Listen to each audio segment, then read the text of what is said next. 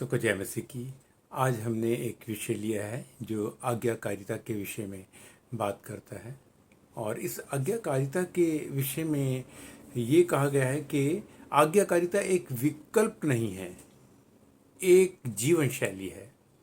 जब हम परमेश्वर की आज्ञाओं में चलते हैं तो हम उसकी योजनाओं और आशीषों में प्रवेश करते हैं।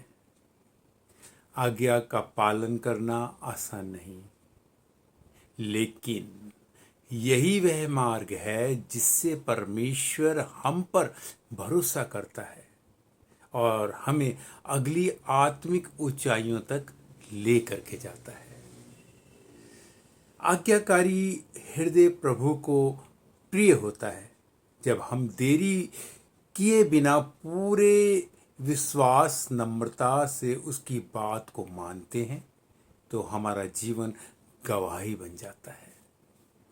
ये आज्ञाकारिता की एक बड़ी अहम बात है कि जब जब हम परमेश्वर के कलाम, उसके वचन के अनुसार, जब उसके आत्मा के चलाए, पवित्र आत्मा के चलाए चलते हैं तो वो हर पल, हर समय हमारे जीवन को, हमारी छवि को, हमारे रुतबे को एक गवाही का रूप देने लगता है। और गवाही हमें बोलने की भी जरूरत नहीं पड़ती, सामने वाला देखता है और वो जांचता है, वो परखता है और वो कहता है ये फर्क है, ये हम में से फर्क है। तो हम देखते हैं कि मसीह ने स्वयं क्रूस तक आज्ञाकारी रहकर हमें ये आदर्श दिया और अब वह हमसे भी वही अपेक्षा करता है। उसने क्रूस की मृत्यु को, उस कुर्बानी को सहा क्योंकि आज्ञा थी, परमेश्वर की आज्ञा थी, यहोवा पिता की आज्ञा थी कि उसको यहाँ तक पहुँचना है। और वो चुपचाप परमेश्वर की आज्ञा को, उसका पालन करते हुए वो क्रूस, उस कलवरी तक पहुंच गया। हम देखते हैं यूहन्ना रचित सुसमाचार की किताब, उसका 14 का 15, वहां पर कहता है यदि तुम मुझसे प्रेम रखते हो तो मेरी आज्ञाओं का पालन करोगे। अगर हम मसीह से प्रेम करते हैं, सच में प्रेम करते हैं, तो उसकी हर एक वाणी को बड़े ध्यान से सुनेंगे, अपने जहन में, अपने हृदय में उतारेंगे और हम उस परमात्मा को महिमा देंगे कि आपने हमें एक ऐसा अगुआ दिया। हम धन्य कहेंगे और इसी बात से परमेश्वर बहुत आनंदित होता है। हम देखने वाले हैं आगे चल करके 12 प्रेरणादायक बाइबल नायक जिन्होंने परमेश्वर के प्रति अटूट आज्ञाकारिता प्रदर्शित की। उस आज्ञाकारिता को जो एक मनुष्य के लिए, आज के समय के लिए असंभव होता है, मगर यहाँ पर हम देखते हैं कि ऐसे नायक, ऐसे शख्स हुए पवित्र शास्त्र बाइबल के अंदर जिन्होंने परमेश्वर यहोवा की आज्ञा को सुन करके, मान करके अपने जीवन को वैसे ही जिया और वैसे ही चले। आज हम देखने वाले हैं एक पहले नायक को, अब्राहम को। अब्राहम की अगर कल्पना की जाए, जो अपनी युवा अवस्था से बहुत आगे निकल गया और उससे कहा गया था कि वह अपना सारा आरामदायक और परिचित सामान समेट कर बस चला जाए। मतलब वो वहां से निकले, उसके हाथों में कोई नक्शा नहीं था, बस उसके दिल में एक वायदा था और उस वायदे को लेकर के वो आगे बढ़ चुका था।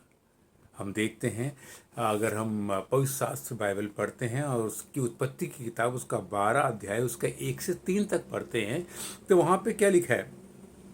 तब यहोवा ने अब्राहम से कहा, अपने देश, अपने कुटुंबियों तथा अपने पिता के घर से उस देश को चला जा जो मैं तुझे दिखाऊंगा। मैं तुझे एक बड़ी जाति बनाऊंगा और मैं तुझे आशीष दूंगा और तेरा नाम महान करूंगा, इसलिए तू आशीष का कारण होगा। जो तुझे आशीर्वाद देंगे मैं उन्हें आशीष दूंगा, तथा जो तुझे श्राप दे मैं उसे श्राप दूंगा। और पृथ्वी के सब घराने तुझ में आशीष पाएंगे। इस पूरी पृथ्वी के, पूरे संसार, पूरे यूनिवर्स के घराने तुझ में आशीष पाएंगे। कब? जब हम उस अब्राहम की आशीष को मसीह के अंदर प्राप्त करेंगे। तो हमने देखा कि अब्राहम ने क्या किया।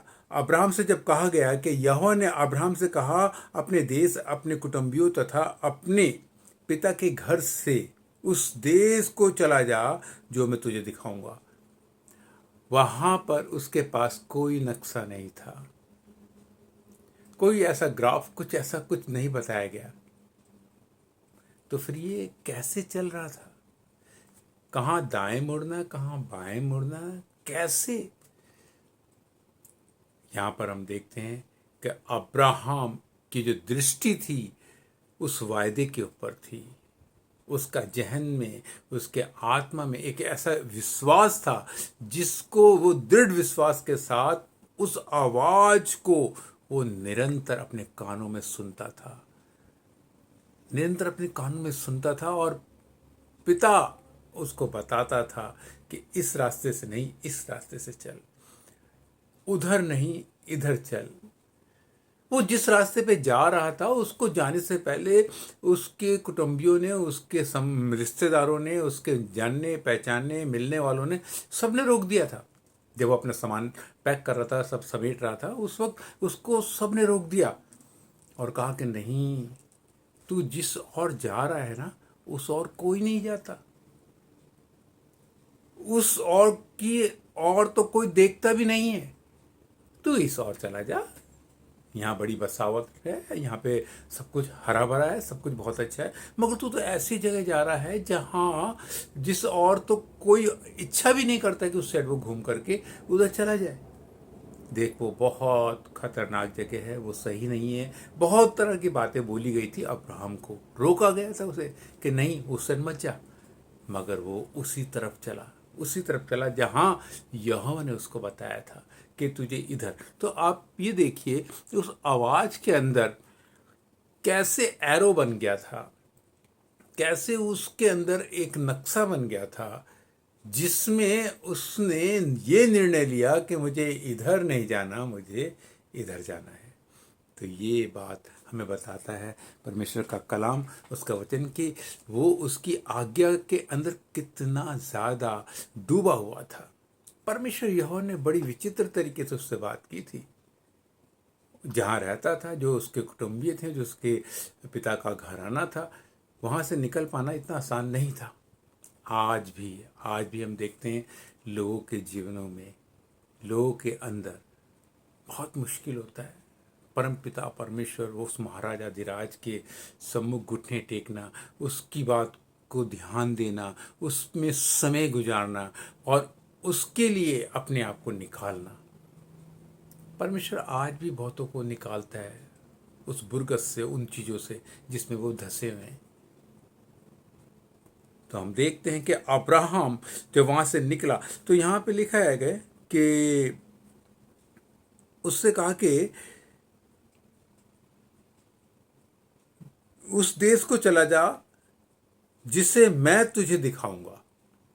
तो वो, यानी कि वो यहोवा परमेश्वर उसकी आंखें बन गया था, उसके पास होकर के उसके कानों में कुछ बोलता था, उसको बताता था कि ये रास्ता है, यहाँ से चल।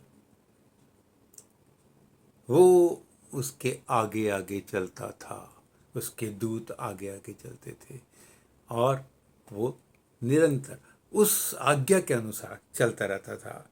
और उसमें लिखा है कि मैं तुझे एक बड़ी जाति बनाऊंगा, यह आशीष तेरा है, मैं तुझे एक बड़ी जाति बनाऊंगा और मैं तुझे आशीष दूंगा और तेरा नाम महान करूंगा, इसलिए तू आशीष का कारण होगा। इतने वायदे परमेश्वर अब्राहम से कर रहा है। जो तुझे आशीर्वाद देंगे मैं उन्हें आशीष दूंगा, तथा जो तुझे श्राप दें मैं उन्हें श्राप दूंगा। तो यहाँ पर हम देखते हैं कि परमेश्वर यहाँ पर कितनी आशीषों की बातें अब्राहम के साथ कर रहा है। परमेश्वर से उसने अपने आप को जोड़ा और वो निकल पड़ा। आज हमारे जीवन के अंदर बहुत आवश्यक है, बहुत ज़रूरी है कि हम परमपिता परमेश्वर की आज्ञा को, उसकी आवाज़ को सुने, उस पर ध्यान दें और हमें निकलने की ज़रूरत है। इसके दूसरे भाग को हम देखेंगे अगले एपिसोड के अंदर, अगले हम वीडियो में देखेंगे। तो इस वक्त हम प्रार्थना करेंगे कि हमें परमेश्वर ऐसी ताकत, ऐसी हिम्मत दे ताकि हम अब्राहम की तरह उस विश्वास को अपने अंदर संजो ले और पिता तुझे निहारें उस रीति से जैसे अब्राहम ने तेरी आज्ञा का पालन किया। आइए हम सब प्रार्थना में जाएंगे। हे स्वर्गीय पिता, हम तेरे पुत्र यीशु के नाम से ये दुआ करते हैं, तुझसे प्रार्थना करते हैं मेरे परमेश्वर, तू हमारी निगहबानी कर अपने पवित्र आत्मा के द्वारा, जैसे अब अब्राहम को आपने बोला और अब्राहम मेरे पिता अपने कुटुंबियों को, अपने पिता के घराने को परमेश्वर छोड़कर तेरी ओर, ऐसी क्या बात थी मेरे पिता तेरी उस आवाज़ के अंदर जो उसके हृदय तक उतर गई और उसने तेरी आवाज़ को इतना महत्व दिया कि उसने सिर्फ तेरे लिए अपनी पत्नी और अपने आप को तैयार कर लिया कि मैं वहाँ जाऊँगा, उस ओर जाऊँगा जहाँ मेरा पिता, मेरा प्रभु लेके जाएगा। हे मेरे पिता, तेरा धन्यवाद देते हैं, तूने सारी आशीषें उसके साथ बांध दी, उसके साथ दे दी और उसकी निगहबानी की, और वो अपने लोगों से जब वो निकल करके चला तो प्रभु तू उसके साथ था। उसका भतीजा लूत भी, उसकी पत्नी और वो लोग भी साथ थे। हे प्रभु, हम तेरा धन्यवाद देते हैं कि जो लोग अब्राहम के साथ जुड़ जाते हैं आशीष का कारण मेरे परमेश्वर, फिर वो उन आशीषों से नवाजे जाते हैं जैसे अब्राहम के साथ लूत ने मेरे पिता आशीषों को पाया। वैसे ही पिता, हम तेरे पुत्र यीशु नासरी के द्वारा अब्राहम की आशीषों को अपने जीवन में चाहते हैं, अपने परिवारों में चाहते हैं। जितने लोग ये सुन रहे हैं मेरे परमेश्वर, सब पर तेरा अनुग्रह हो, तेरी दया हो और सारी महिमा तुझे मिले, हमारे खुदावन यीशु नासरी के जलाली नाम में, आमीन।